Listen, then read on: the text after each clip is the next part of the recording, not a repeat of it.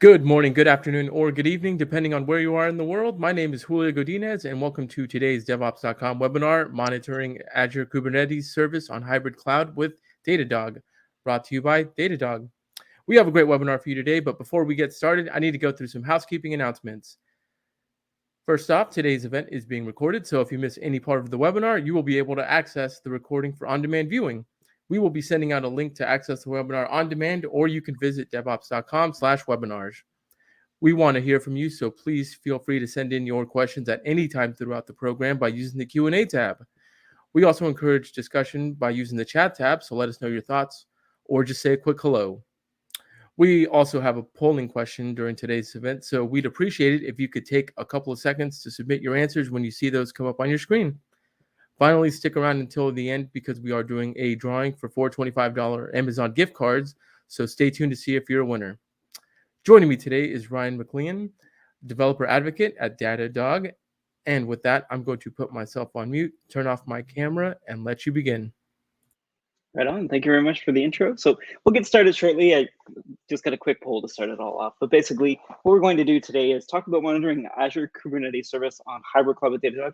And what I mean by hybrid cloud here is essentially, so if you're running it in Azure, or if you're running it in Azure with some resources on-prem, or perhaps you're running AKS on-prem or Kubernetes maybe on-premise, and some stuff in Azure on the cloud. So the poll that we've got here is kind of just to give me a little bit of a feel in terms of what you're currently doing. So are you currently in AKS? Are you currently running Kubernetes on-prem? You're running AKS in both? Are you running Kubernetes in both? Or maybe you're not using Kubernetes yet. So if there's an other, let me know in the chat and that can maybe help direct it. What I've seen personally is a lot of people will be running perhaps like a different environment. Maybe staging is on-prem and it might be roll your own Kubernetes or using like a different vendor, that kind of thing. And maybe what they've got in Azure is something like AKS with managed SQL service, or perhaps they're using Postgres or MySQL or something outside of it. Maybe Azure Storage Blob, that kind of stuff. But essentially using sort of those first-party services in the cloud as well as AKS. So it's interesting to me to see what everyone's doing. Okay, so there are some people that aren't using Kubernetes yet, which is good. We'll go over kind of the things to look out for when you're starting with Kubernetes a little bit later on when we get to the demo section. In terms of the people using AKS and Azure, so this is probably going to be table stakes for a lot of you in terms of the design, maybe the architecture, that kind of thing. So it looks like we're still getting some polls in, so I'll let it run. So essentially what we're looking for is to help me kind of take this presentation and cater it to your needs. So I'll definitely touch on the AKS and Azure folks. AKS in both is certainly pretty interesting to me, so it could be that I can learn from people in the audience. So we're getting some highs here from India, from Bogota, from California. That's great. Maryland, California is pretty early. I know I'm in Vancouver, BC, Canada, so it's pretty early here for me. So thank you very much for joining us, Paul. Yeah, oh, Sacramento as well. So we've got a couple of Californians. Okay, that's great. So it looks like the poll question answers are starting to trail off a little bit. We'll try to open them up for about 2 minutes more here to see if we can get a little bit more answers. So again, what we're looking for is to figure out essentially how you're using Kubernetes. So is it AKS only, AKS sort of branded, so the Azure Kubernetes? Maybe it's on-prem, maybe it's only in the cloud, maybe it's no Kubernetes at all. If you've got like another answer, let me know. Maybe you're using something else in hybrid cloud. Maybe you're not on the hybrid cloud path at all. Maybe you're not looking at Kubernetes, but want to know how to monitor this stuff if you're getting to it. Definitely let me know here. All right. Oh, we've got Amsterdam, Ohio, Texas. A little early, but nothing a little coffee can assist with. Yeah, totally agree. I've been through a couple coffees already just to get me started here. Try to keep the energy levels up, but if I talk too fast, let me know, because I've noticed that's maybe a symptom of having a bit too much coffee early in the day. All right. Oh, we got someone else from Canada. That's great. Thank you very much for that, Manu. And then we've got someone else from India, someone from France. Well, it's a little bit late in France. Thanks, Martin, for joining us. I've got Mumbai as well. Lots of people joining in from around the world. Okay, so about a minute left on the poll, just in case there are some late joiners. If someone does join in later, I'll talk about the poll and why we're kind of focusing on it so far. But the results are similar to what I expected. And you can kind of tell by the answer sequence here that I assumed more people will be using AKS in Azure and trying to figure out how to look at their on-prem resources, but also that the people using Kubernetes on-prem, we're probably using Kubernetes, not AKS. And I'll talk a little bit about how to get AKS on-prem. Essentially, it's Azure Stack HCI.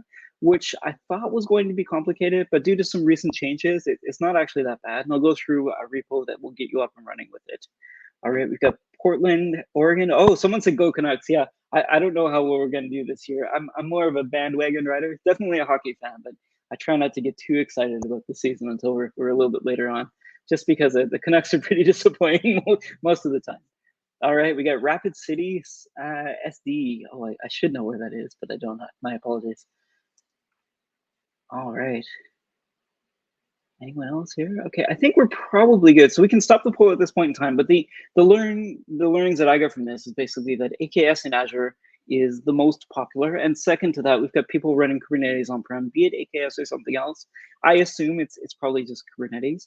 And then thirdly, we've got some people just running on-prem, and then we've got some people who haven't used Kubernetes at all, which is pretty interesting to me. So we'll talk about those as well. South Dakota, great. India. So for those of you joining late, we just went through a poll, so nothing too serious. Essentially just trying to figure out how people are using Kubernetes right now, just so I can tailor this presentation a little bit more to your needs. So before we get started, it's not really a marketing spiel, but we'll go over what Datadog is in case you've never used it. And essentially just talking about how we can help you monitor. There are different facets essentially that we can use to look at your observability, your telemetry, your monitoring, your metrics, that kind of stuff. Many words for the same sort of thing. I won't go too much into the demystification, but essentially making Kubernetes less of a black box for those of you just getting started, and maybe adding a little bit more insight in terms of the hybrid cloud capabilities for those of you who are heavily steeped in Kubernetes already. All right, so here it goes. I'll try not to go too fast, but basically modern software applications are incredibly complex. They have multi-tiered architectures with dozens of technologies spread over hundreds or thousands of compute units. Again, for those of you using Kubernetes right now, you're probably already aware of the sheer amount of containers and pods that run in the typical infrastructure on Kubernetes.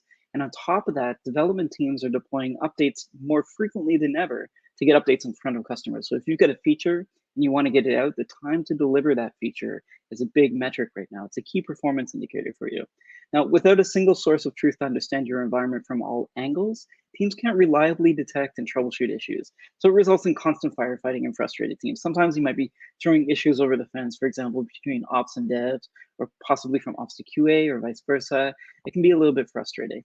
So traditional monitoring tools typically only provide visibility into one aspect of your system, which is fine.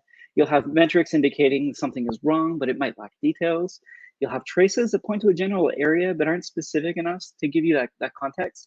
Then you have UX tools. So if you're testing from the front end side, they may lack integration with the backend data. So you can't tell that a session that's coming from the front end actually belongs with the session that lands on the back end. And then finally, logs will have rich detail, but the high volume and varying quality will cause the signal to noise ratio to be low. So you get more noise in signal. So it can be frustrating to pour over the logs to figure out what's going on. So Datadog provides a unified software as a service observability platform that addresses the unique challenges of modern software applications. So essentially, we allow you to see all of these at once, so you can switch context between them while retaining the search query that you've got in the beginning. And I'll demo this just so you can see what I mean. But essentially, going between tools, we allow you to retain that context so you can figure out what's happening. All right, and modern apps use dozens of technologies spread over hundreds of thousands of compute units, as we mentioned, and this is where Datadog can help. So we collect all types of observability data and make them available in a single application, including metrics, traces, logs, and user activity. There's a few more to add here. Datadog's expanded quite a bit over the past couple of years, but we've also got things like security that we've even added in as well. So we've got over 400 pre-built integrations, so it's easy to get end-to-end visibility no matter what you're using in your stack. And with Datadog, your teams have a single source of truth, so they don't need to switch context when troubleshooting issues, as I mentioned. And our machine learning-based alerts help you to automatically detect issues you didn't even know to look for and resolve them quickly. And finally, with our collaboration and workflow integrations, Datadog has you covered no matter how your team operates. So again, today we'll be talking about hybrid. So on-prem and in the cloud. And that's one of the things I wanted to say is Datadog can certainly help you manage that. As some people assume that Datadog being the software as a service company can't really help with the on-prem stuff. So if you've got a wealth of machine learning data that you've got locally and perhaps not in the cloud, we can help you utilize that. So essentially give you metrics, traces, and logs what we have on-prem as well as what you've got in the cloud. So allow you to share that context between both of them. So we're going to go over different options for Datadog integrations within the Microsoft ecosystem. I say this because there are many. So here we've got like a quick overview. So what this looks like, you can get real-time metrics from Azure managed devices or on-prem. So this is a lot of infrastructure, and we'll go over kind of this live view, but basically you can take all of your hosts or all of your containers and drill into them to give you more information about what's going on. And you can get granular visibility into all the Azure backend services. So you can see that there's actually quite a few here. So there's Azure DevOps, you probably saw Azure itself, so in terms of services and quotas, that kind of stuff. Blob storage, Cosmos DB if you're using that, Microsoft SQL in the cloud can certainly help you out. Similarly, we provide dozens of out-of-the-box integration, including popular service like Cosmos DB, as I mentioned, Azure Function, Azure App Services. Functions is what you're seeing here. And this dashboard is out of the box. So we'll help you get started right out of the box. As soon as you got it set up with Azure, we can give you these dashboards right away. And Datadog automatically collects health metrics and diagnostic logs about each service from Azure. And here we're looking at, again, the default dashboard for Cosmos DB. Again, you get this out of the box. And with our pre-built dashboards, you can start visualizing your app's application, health, and performance in minutes. And again, this is the SQL database dashboard. So something you get, again, out of the box when you're using SQL and you've got integrated with us via Azure Cloud. All right, and finally, for developers and operators, this means that you can quickly identify the root cause of any bottlenecks in processing and serving your data from your devices, whether it's a slow running function or an under-resourced database or anything else. And again, this is sort of the app service view. So you can see a bunch of app services running within a plan. You can kind of get a feel for what's actually happening, as well as at the top, those are basically filters. So you can go through and filter these apps to give you a view of the app in question or the environment in question. If you just want to look at staging, just want to look at prod or dev, that kind of thing. All right, and now it's easier than ever to get started with Datadog and Azure. So a little while ago, we announced a new partnership between Microsoft and Datadog. So Datadog is now embedded natively within the portal. So if you go up on the Azure search pane there and you just type in Datadog, you'll actually find our marketplace offering. So if you haven't signed up with Datadog already, it will allow you to sign up to Datadog and optionally set up SAML, which I think is pretty powerful. So allow you to log into Datadog using your Azure AD credentials, which can be a big boon for those of you who are in AD specific environments. So essentially you can purchase a Datadog plan to consolidate billing through the marketplace. You can configure a single sign-on when you create a new Datadog account. You can install the Datadog agent on multiple Azure hosts at once. You can start sending Azure platform logs and metrics to Datadog with a few clicks. And you can view and manage resources that are being monitored by Datadog in Azure, which is pretty interesting. So you can get deep clicks right from things like your containers right into Datadog. All right, so that was a lot. Apologies for the marketing spiel, but for those of you who haven't seen Datadog before, hopefully that gives you a quick overview. I'm just gonna quickly check the chat here. Okay, so we've got lots of people saying hi. Yeah, Rancher on premise and AKS in the cloud. That's definitely pretty interesting. So I guess what we're getting at here is that Kubernetes is similar, though not necessarily the same in many locations. You can use similar deployment workflows, be it in Rancher or AKS or plain vanilla Kubernetes, basically. So what we're going to go over next is a little bit of setting up the stage for the demo environment. So we're going to quickly introduce the demo environment. So we won't use this too much, but imagine if you try to think of a scenario, imagine similar to that Rancher comment that we had before. Imagine that you've got on-prem your dev, staging, and pre-prod. And what we're going to do is pretend that we're deploying out prod into Azure. Now, this might be vice versa. So you might have prod on-prem in your dev environments and are in Azure in order to keep the environments the ability to scale up and scale down quickly. So we'll be setting up that new environment and we'll go over how we do it. But imagine that you're using a deployment for CI/CDs such as Azure DevOps to do this. So for our on-prem infrastructure, and I'll go over a repo that covers this a little bit, imagine that you've got servers, and on top of those servers, you've layered on some virtual services. So the servers could be Windows 2019. I was using Windows 10 to do some of this, which I'll talk about in a second. But on top of there, you'd have virtual machines, and those virtual machines will also have alongside them virtual storage that's shared between the servers. And it could be something like a SAN or a NAS outside of it. It could be that you're actually replicating between the servers themselves. And you'll have virtual networking. So something like a virtual switch, a virtual NAT gateway, that kind of thing. So a connection to possibly your LAN or your WAN, or maybe the internet at large. as well as networking between these instances. Now, for those of you who are steeped in the Kubernetes ecosystem, I mean, this is kind of like an overlay network, but basically it's something that will allow your instances to talk to each other without necessarily going through your LAN, your WAN, or what have you in order to talk between servers, which we get, it would pop up the latency essentially. And then on top of that, we layer on Azure Kubernetes service.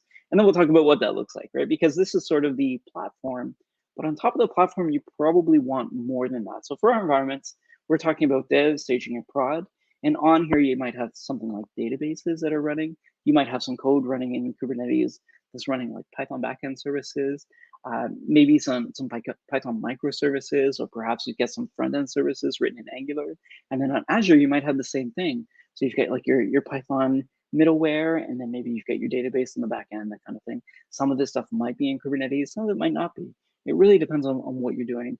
I know, for example, in the last job I was at, we were using Databricks, for example, as well as AKS. So for us to get the two to communicate was something that was very important for us, but we had to monitor both at the same time. Now, if you're just getting started with Azure Stack HCI, which is how you'd run it on-prem, I've put a link here in the bottom, so this little eval guide here. Hopefully you can grab that. I'll try to leave this on the screen as I talk through it.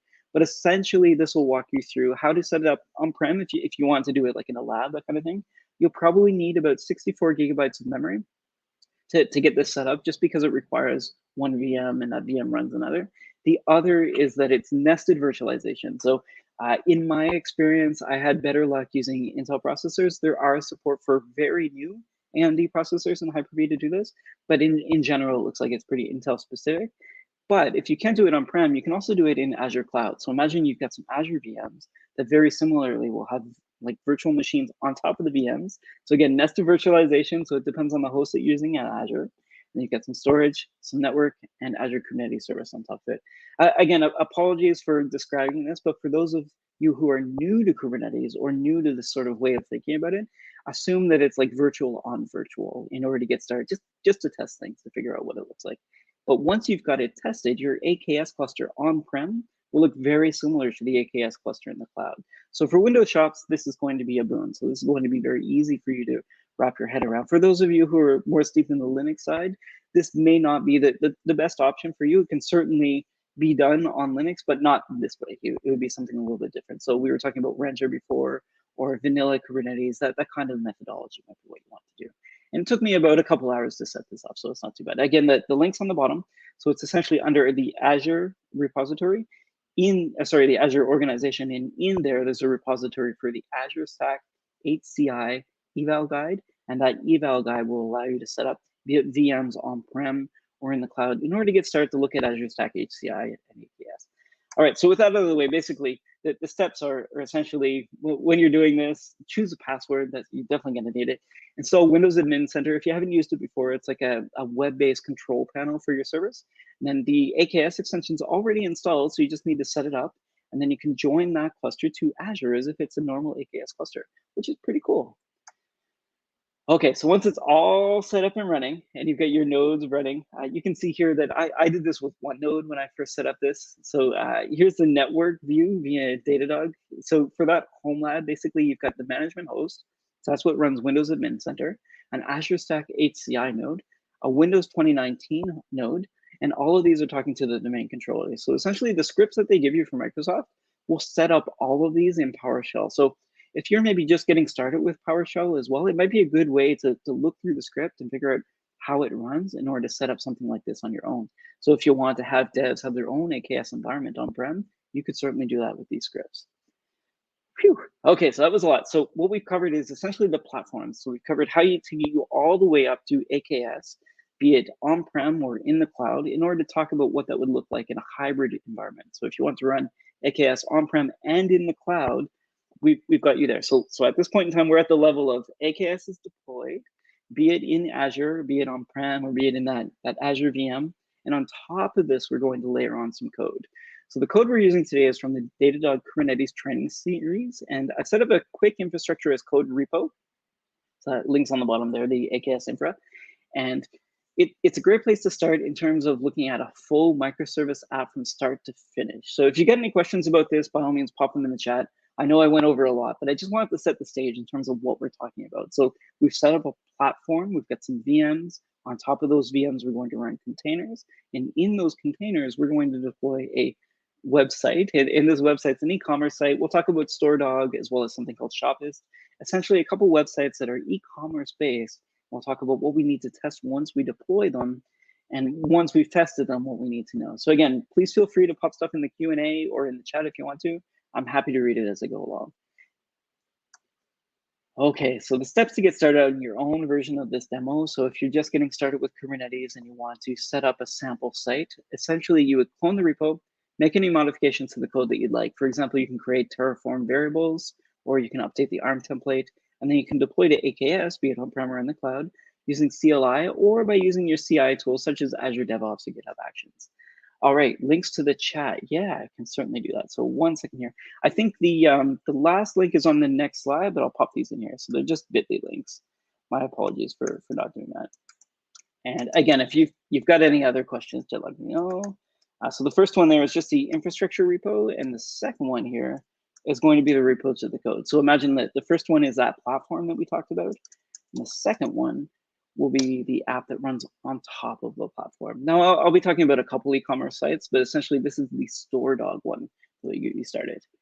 So again, when we're talking about this, in terms of updating that platform, the code that is written in is either in Terraform, if you're familiar with that, or in ARM. I have not yet looked at Bicep. I know it looks very, very interesting, and I'll try to see if I can update it there. But Bicep, I think, is maybe a better way to deal with the ARM template, so I'll try to update that going forward. Okay, again, if you've got any other questions, let me know in the chat. Okay, we've got another, someone from Germany saying hi. Excellent. Thank you very much, Martin, for joining us.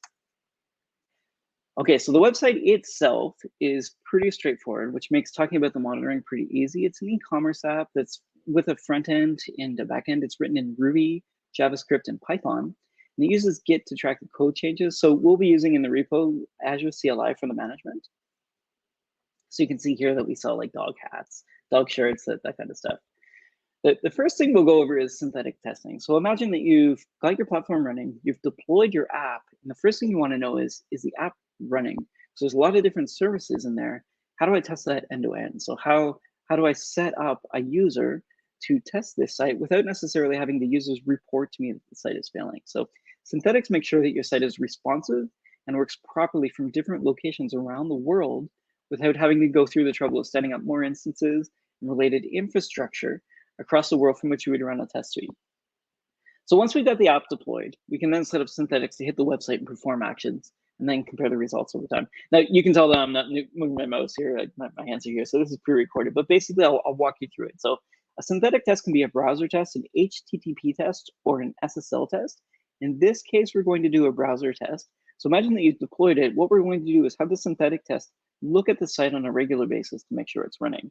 So what this is doing is testing our checkout. And the overview tells us that it's going to test from 3 locations on 1 device every 5 minutes. And then the message that you'll get is, hey, your checkout's working. And if it's not, it'll tell you, hey, your checkout is not working.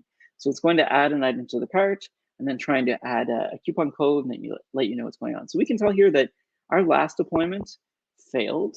And it looks like this is a trend. So we've had many deployments fail, in fact. So often when we deploy, we're getting failures. And the time to interactive and location by device is varying quite a bit. So there could be something wrong with our deployment. But what I want to demonstrate here is as you look at this synthetics monitor, you can see a screenshot of everything that it hit as it was going through it. So if it's like displaying a blank page at some point in time, or maybe something's not loading, it would let you know. In this case, it looks like some things are loading very slowly. So most of the pages are under a second, which is a pretty good metric of loading quickly. Some of them, we saw a 4-second one there. I'm scrolling a little bit quick, but one of these is 14 seconds, which is pretty long for a page to load.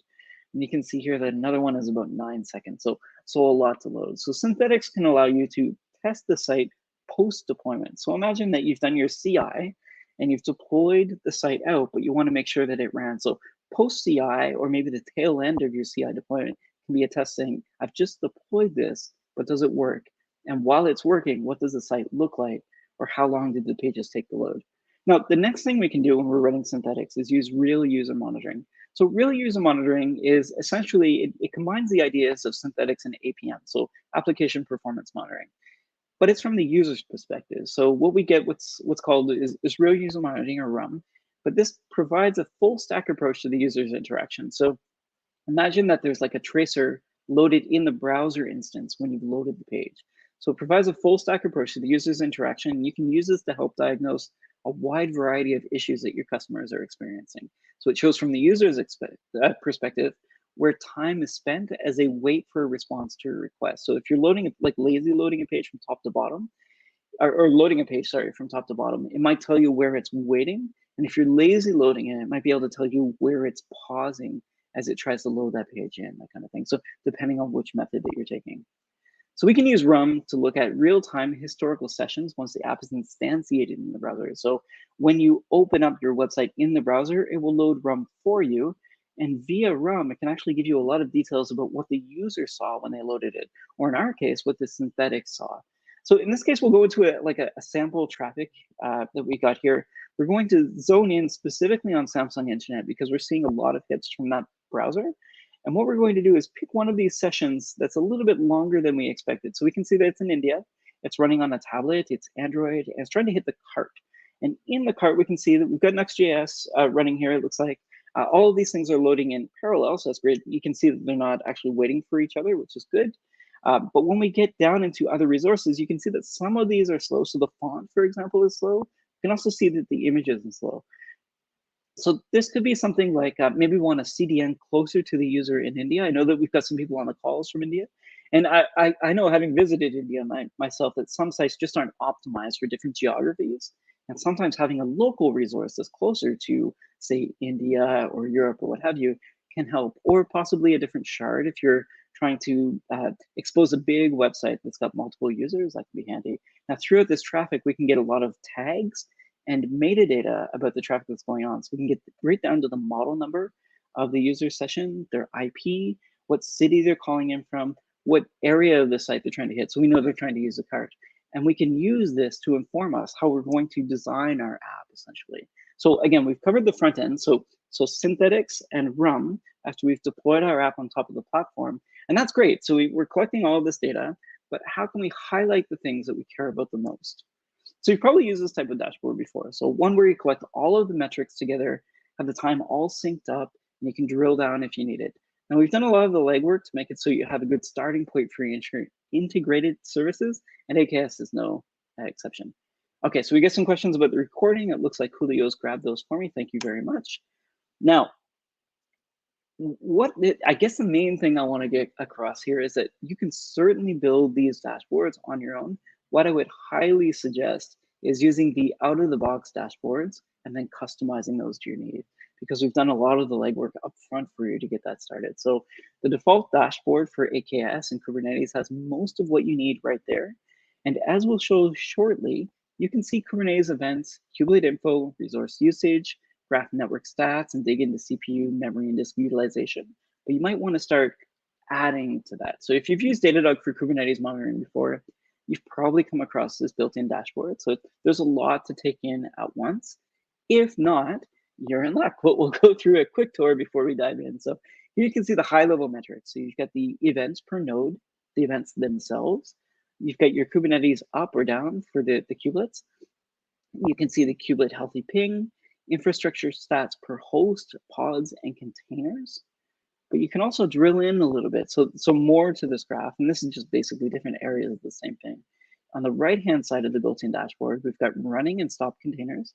I graph the containers by pod, as well as utilization per node. So if your node utilization is going up, perhaps you need more nodes or larger nodes. It's kind of up to you.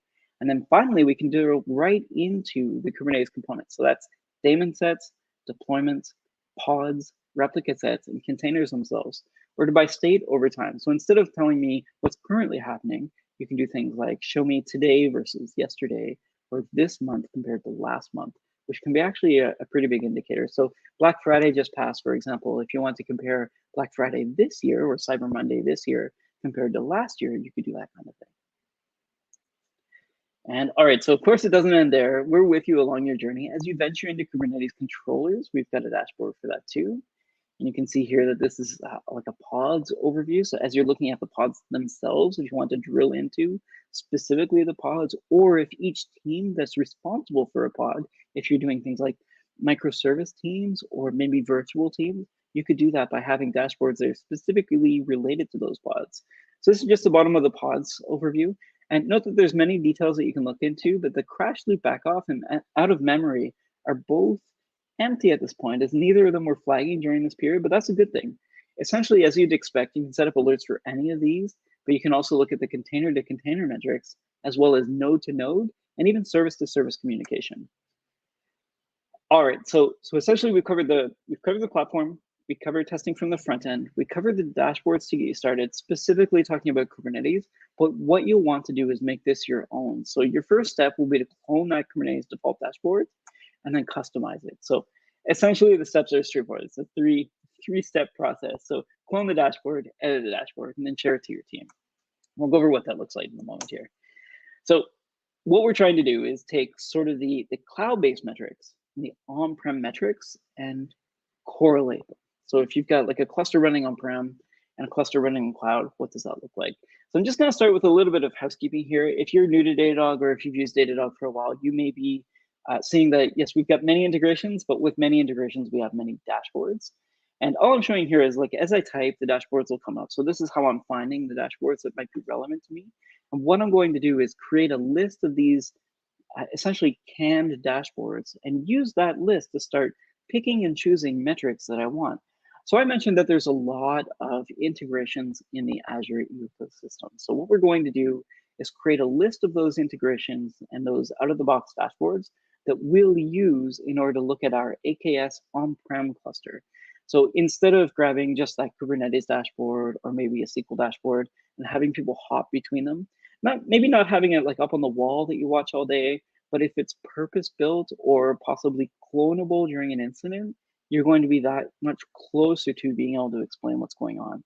So all we're doing is looking through all of the basically dashboards that we want to look at out of the box. So we've got things like SQL Server, Azure VM, SQL databases. We're using some Microsoft SQL, Microsoft 365, IaaS, DevOps, load balancer, that kind of stuff. So you can see that there's a wealth of dashboards built in as part of our integration. So we've got things like Active Directory, Hyper-V, Azure Table Storage is in here. We're not using that for our infrastructure, but if we want to add any of those, we could. What we're going to do is add these to a list, and that list will inform us, hey, what can I pull from? So if there's anything else that you want to monitor that's part of your Kubernetes infrastructure, let me know in the chat, and I'll see if I can address that as well. I've got a little demo environment running on the side that we can drill down into. But once we've created this list, we can start adding the things that we want. So the only thing that's a little bit different here is that we're not using Nginx for our demo, we're using IaaS. So we don't need the Ingress controller overview for Nginx, but we're going to add the rest of these to our list as well. You're probably noticing as I'm going along, I'm starring some of these. The reason I'm starring them is so I can get back to them later very easily, instead of having to go through this process again. So essentially on the left-hand sidebar, going through that list, you can look at the ones that are starred, and you can filter that list as well. So it may be that you got too many, you want to remove some stars, or it may be that you want to be able to quickly get to them by clicking. This is a good way to do it. All right, so we're just quickly looking at the SQL overview. So again, in one of the examples that I gave earlier, we were talking about having Kubernetes as well as SQL off to the side. So even though you can run SQL inside of Kubernetes, in this case, let's say it was pre-existing prior to us starting our Kubernetes journey. And what we want to do is be able to run queries from within Kubernetes to SQL without necessarily overloading our SQL server. So what we want to do is clone this dashboard. We're going to grab this user connections metric. So this user connections over time is something that I found very helpful when monitoring SQL. So essentially telling me if there aren't any connections at all to the server, perhaps there's something up with security or authentication or what have you. But also maybe if there's more connections than usual, I need to look into this. And if there are too many connections, perhaps the server is overloaded. So this to me is the key metric for our sample infrastructure that I want to grab. So what I've done here is I've copied this metric just using Command C, and if you're on Windows, Control C will work as well. And then what I'm going to do is add this into the Kubernetes dashboard that we talked about before in order to give me more context about what's happening. So again, imagine that we're running all of our applications, be that our backend or our front end in Kubernetes, but our state is actually in SQL or perhaps in Azure Blob Store, or maybe you've got it on a NAS or a SAN, that kind of thing. So we've got most of the running application in Kubernetes, and then we've moved our state out into something else. And I'm not saying this is how you need to do it. There are certainly people who run stateful services within Kubernetes, and I found specifically that in like dev and staging, that's really handy. But in this case, we'll pretend that our pre-prod or prod actually has states separated from Kubernetes. And what we're going to do is add this user connections into that dashboard, and using that, we can actually allow us to give us some context. So the only thing I need to do here is, because I've copied this out of a SQL dashboard, we've lost that context. So it's not obvious what the user connections are going to be. In fact, people might assume that they're Kubernetes connections. So what we're going to do is add that to the top right, because there is a space there. And then we'll move things around a little bit. So we've got a little bit like a sticky note here letting us know, hey, if you've got problems, hop into the docs and read the guide about what's going on. But what you might also want to do is let people know, hey, we've got the SQL Server user connections, but what do those mean? If someone's new to this dashboard, we want to breadcrumb it so that if they're on call, it's 2 a.m., 3 a.m., we want them to be able to go into here and essentially work backwards to figure out why these metrics are important. So all I'm doing is it's just copying and pasting these little widgets essentially, and using that copy and paste, I can update the widgets with more information. Again, this is important because you're making a dashboard not only for yourself, but for your team. That's that third step. You want to share it out to other people. You want to become a force multiplier on your team to help others when they look at this dashboard, suss it out very quickly without necessarily tapping somebody else while they're on call and saying, hey, I've got this dashboard, but I don't understand where to start. I don't know why user connections are important. I saw this, but I didn't really look at it, that kind of thing. You can see that I had a typo. I forgot the period at the end, but essentially giving people breadcrumbs or ways to get back to the docs can be very important when it's down to like an on-call situation, and allow you to take a vacation so that you don't need to be hand-holding or necessarily helping people while they're on call. So you can have the team be trusted with this and then maybe walk them through how to go through the docs. Now, the only other thing I want to do is like take this cluster and make it so that, I can grab it from the dropdown as you just saw, but I want to make it so that when I hit this dashboard specifically, that I'm only looking at the cluster that's important to me. Now I can swap clusters if I want to, but when I first load it, I want to load that demo AKS cluster. So all I've done here is set the default search query for that metadata, so that when I go into it, I'm already hitting that. And again, you can see that there's more notes there in the title as well if you want to add more links into things that are important for our cluster, not necessarily the Datadog documentation. We can do that as well. So we can start adding more things in, links to SharePoint or Confluence, or if you've got a wiki, that kind of thing, maybe in GitHub or perhaps in Azure DevOps, you can link to there as well. All right, so if there's any questions, let me know in the chat. So we've covered basically how to do some synthetic testing. We've covered how to hit dashboards themselves, how to expose that information, how to add context to them, be it on-prem or in the cloud, to add things to your entire infrastructure. Now we're going to get into the nitty-gritty and talk a little bit about logging. So for all of these things, you're going to have logs. So Kubernetes emits a bunch of logs. The Azure platform, if you're using that integration, will start emitting logs to Datadog automatically. Oh, we've got someone joining us from Peru. That's great. Thank you very much, Hector. Okay, so logs are the next facet of observability that we're going to talk about. So they're quite simply a record of events. So along with metrics, I would consider to be two elemental facets that comprise more advanced monitoring features. So we've got a couple of ways to get logs out of Kubernetes. We can do it via the container socket or via the Kubernetes logs themselves. And once integrated, you've got access to the full logs, no samplings in place. You can even do Windows logs if you wanted to. Like if you need to get like Windows event logs, we certainly have an adapter for that. So whenever something happens, a log should be generated. Ideally, your logs are not only readable and easy to parse, but also contain lots of detailed information. It's even better if you use a structured format, especially an object format, because it makes it easier to parse and analyze them. And logs are particularly useful when you need to investigate a problem that you haven't been monitoring, where a single data point isn't helpful. And as a bonus, your aggregated logs themselves will help to show patterns of logs and types of log events. You can filter these and gain new insights and identify the causes of new problems. Pretty exciting. All right, so for a quick demo, what we're going to talk about is this container view. So in Kubernetes, the main thing that you'll be deploying are pods and containers.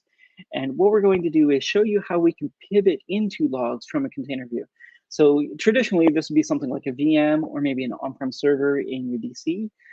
This basically will allow you to drill into one of those hardware or software-defined resources that contain your service, and then pivot from there into logs. So what we're looking at here is a live trace of a container that's running the Rails storefront. And you can see here that there's some errors actually. And this is a live view. So as people hit the site, you can see that it's updating. What I'm going to do is look at the aggregate over the last 15 minutes and then open that in the Logs Explorer. So I've gone from my Kubernetes containers right into the logs specific to that one container. And you can see that that search field at the top actually does contain the container that I clicked on. So it's automatically giving you that context so you don't have to then go looking again. So in here, there's a lot of logs. What we want to do is filter just by errors. So you can see that the errors I clicked on, but those are all the red ones. And then it looks like there's quite a few errors. So we've redacted the emails because we don't want to collect those, but we're trying to figure out why we've got so many errors. So again, this is a sample app. This isn't really live. This is sample traffic as well. But I did want to show that if you want to redact information that's coming through in the logs, we can do that. What we can see here is that there's a transaction user who's trying to hit the site more than 1,000 times per minute. And it could be that there's something wrong with our code in the front end that's retrying all the time. Might be something like that. It could be malicious. It's hard to say. But we did find the source of 500 errors pretty quickly.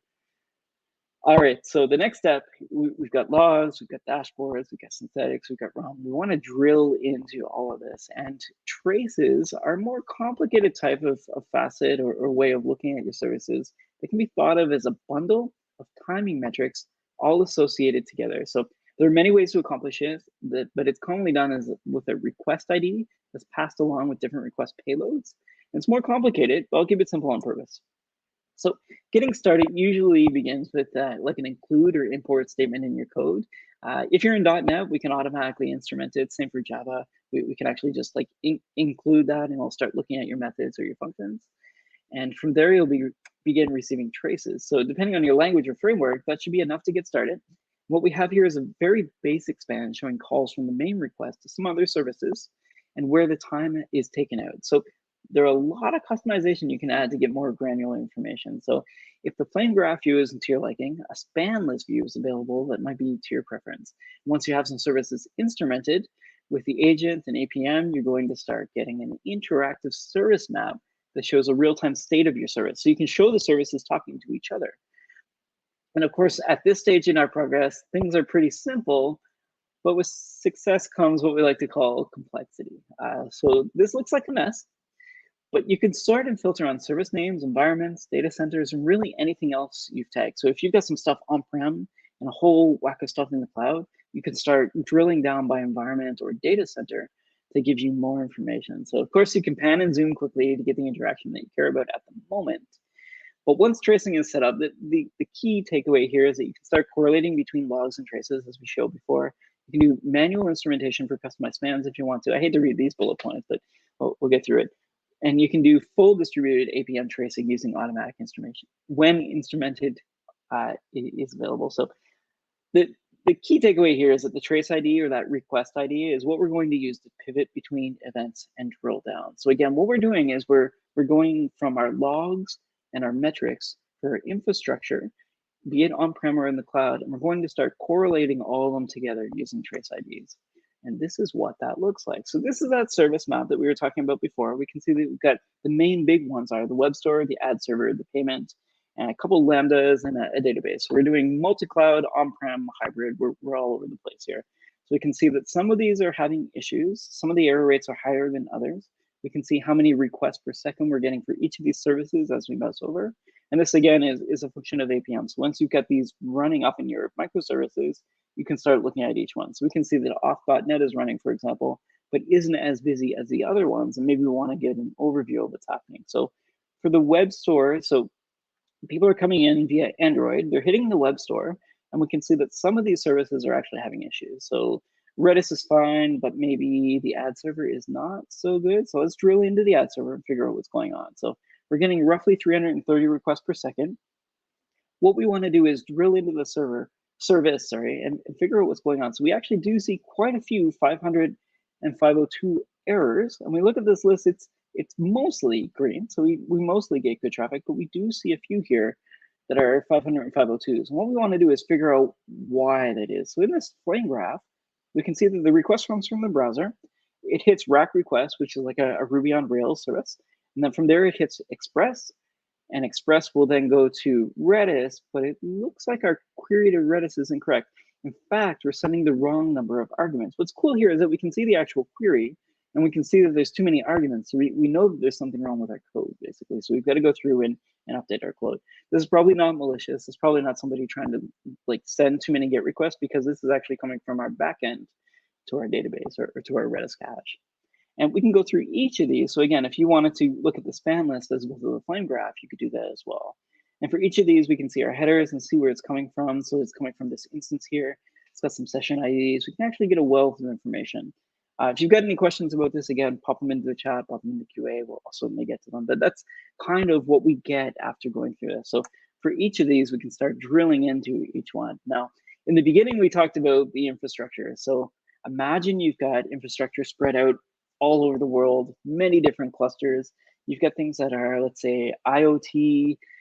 You've got stuff that's in AKS. You've got SQL servers. You've got some stuff running on-prem, other clouds, that kind of stuff. There's a lot going on, and it can be daunting to look at all of this at the same time. So you see like an IIS server here, and all I'm doing is mousing over the orange ones. If you look at the legend on the bottom right, you can see that green means the CPU utilization isn't that high, whereas orange means that it's quite high, so it's getting closer and closer to 100. Now, what I can do here is when I'm looking at all these hosts, I can start filtering into only the ones that have AKS engine versions, telling me that they're running AKS. And what I might also want to do is look at the ones that have Datadog agents. So telling me which ones are running Datadog and AKS, so I can start going into them. And when I look at this, I can kind of see that most of the red ones seem to be in this one cluster, and the other clusters I'm looking at seem to be green, telling me that CPU utilization is not that high. And if it's not that high, maybe it's not of interest to me right now, because I want to find the cluster that has higher CPU usage, because people are reporting that it's slow. And we can see when we drill into it, yes, in fact, a lot of these instances are pretty highly used, and there might be something else. So it could be sizing. It could be the fact that the cluster is too small. Maybe the instances are too small. When I drill into these, I get a lot of information. So I can tell that we're running logs, JVM, we've got host metrics, process metrics. We can tell that it's running our shop as tab, so that e-commerce shop that we're talking about. We can see that it's on Azure. It's running the Datadog agent, but we also see that it's only got 4 CPUs and 16 gigabytes of memory. Now, that is quite a bit, but it depends on what we're running in this environment. So it could be that maybe we need to increase the amount of nodes or possibly increase the size of the nodes. We can also see that the version of Kubernetes that's running is a little bit older. It's 1.18. I think that's from last year. Not the end of the world, but it's definitely not recent. So it might be that we want to relaunch the cluster at the same time. So we could do 2 things at once. We could update the cluster sizing as well as the cluster version. And again, for each of these, we can see a lot of tags. We get the Azure tags automatically via our integration. And we've got our manually added tags as well. So we can see that it's running in North Central US, for example, via the tags, but also which cluster it's running, which also happens to have it appended as a suffix. Now, if we want to view the host dashboard, networks, processes, or containers, we could do that as well. And in this case, we're going to start looking at the containers to tell us what's going on in this node. Why is the CPU so high on this node is sort of the question that we've got at this point in time. Now, if it were something like memory, we could sort by that if we wanted to. The bubble up chart sort of tells us which ones have higher CPU on the right-hand side, so the x-axis, and higher memory consumption on the y-axis. So if we look at memory here, we can see that we've got a few that are pretty low on memory usage. None of these are really high. So I don't think memory is actually a problem, even though CPU utilization is high. It's not that we're paging out or anything like that. We seem to have quite a bit. We can also see that there are a couple of instances that are short-lived. So they've just been started. So this one looks like it's a minute old. Now, short-lived containers are fine.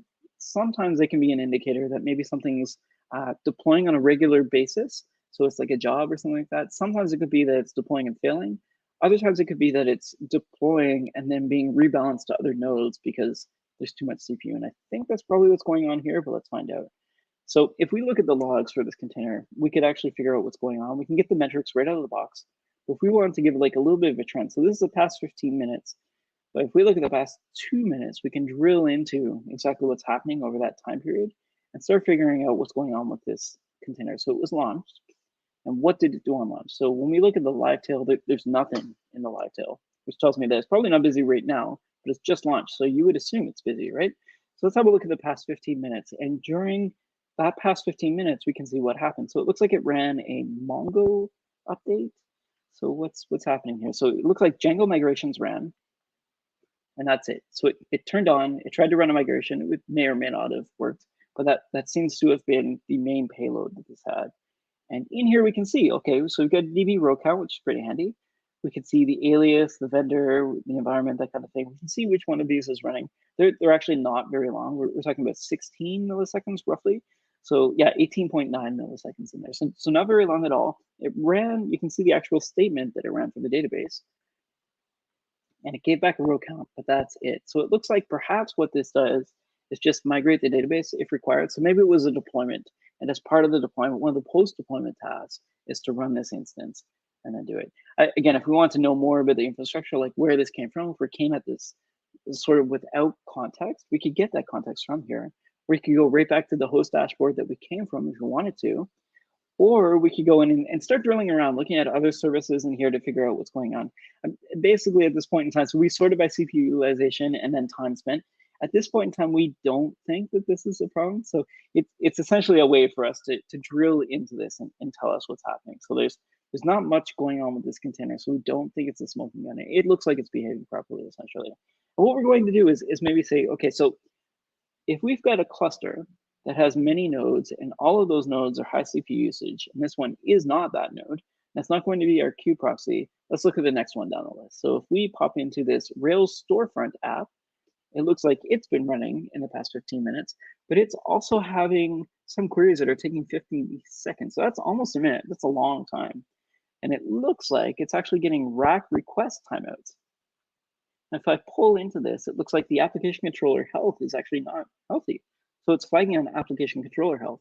So it could be that the short-lived container we were looking at, though it is normally an indicator, is healthy. But in this case, the one that's longer running actually is the problem. And it looks like, in fact, there's something up with our Ruby code. So you can see here exactly what was running in our code when this ran.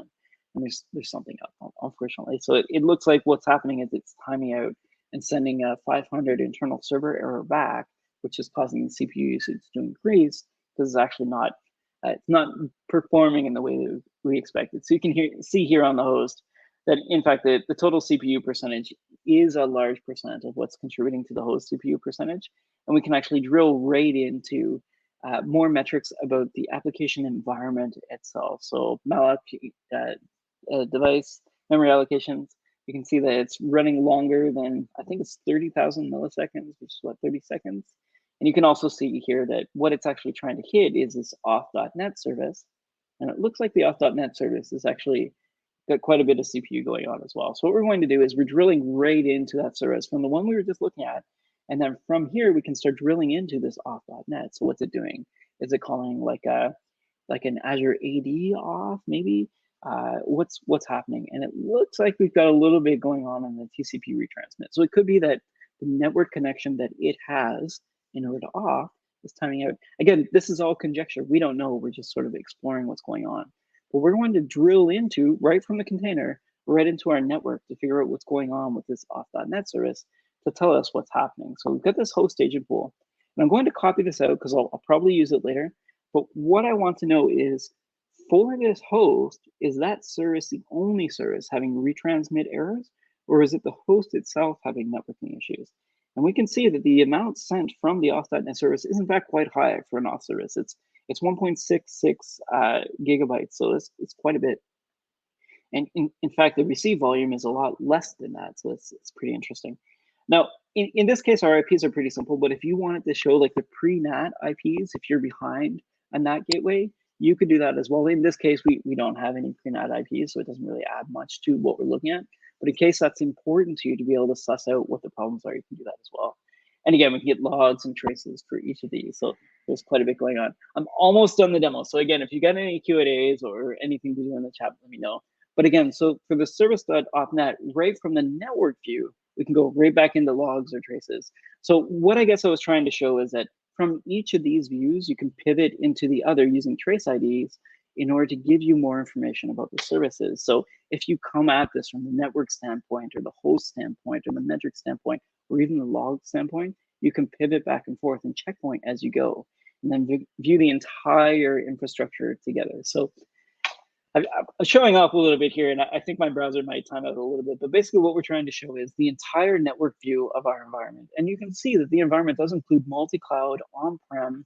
There's a lot going on in the store. We can see our agent is there, but it's a drop in a bucket of a bunch of services that are red right now. So there's something going on for retransmits in our entire environment. In fact, most of the instances you can see here are red. Sorry, it looks like my browser did in fact time out a little bit there, so I'll talk over it. But basically you can see here that there's a lot of retransmits and latency in our environment, and it might be something that we want to look at.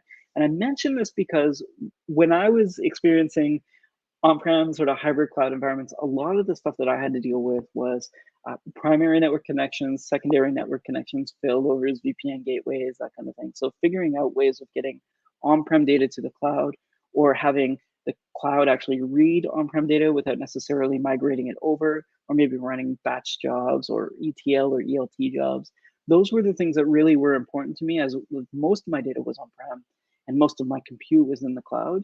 This kind of view was key to me to be able to figure out where things are going and how healthy the network was.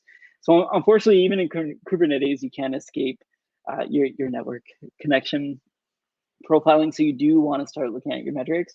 What we want to do here, though, is look at specifically that instance compared to the rest. So using this query, we can actually view at that instance what it's talking to, and then have a look at what its health looks like. So in this case, it looks like there's 100 retransmits, which is pretty high.